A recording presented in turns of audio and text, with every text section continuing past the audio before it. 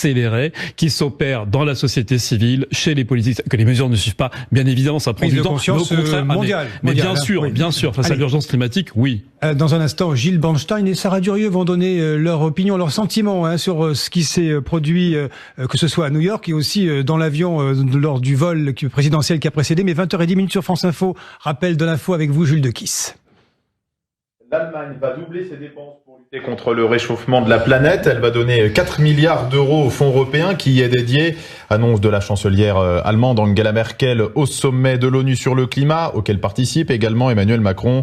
Elle affirme aussi vouloir en finir avec les centrales à charbon dans les 20 prochaines années. C'est un pas important vers une réponse européenne à la crise migratoire en Méditerranée. La France, l'Allemagne, l'Italie et Malte s'accordent sur un texte qui organise une répartition automatique des migrants. Il doit maintenant être validé par l'Union européenne dans 2 semaines.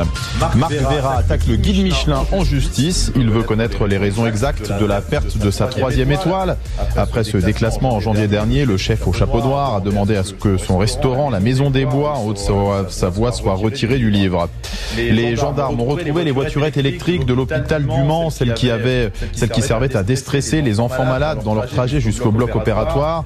Elles se trouvaient dans une forêt à 20 km de là. Ce vol, il y a 3 semaines, avait suscité une vague d'indignation et d'émotion. Et puis Lorient peut reprendre ce soir les commandes du championnat de Ligue 2 de football. Un match nul ou une victoire à domicile contre Rodez suffirait au Merlu pour repasser devant le Havre. France Info. Et tout est plus clair. Voilà, merci à vous, Jules Dequiss. C'était mieux avec la petite musique de Jean-Michel Jarre. Je me tourne vers vous, Sarah Durieux. Je vais citer du Emmanuel Macron dans le texte et dans l'avion. Il dit, les défilés de jeunes tous les vendredis, la pression mise sur tout le monde, c'est utile.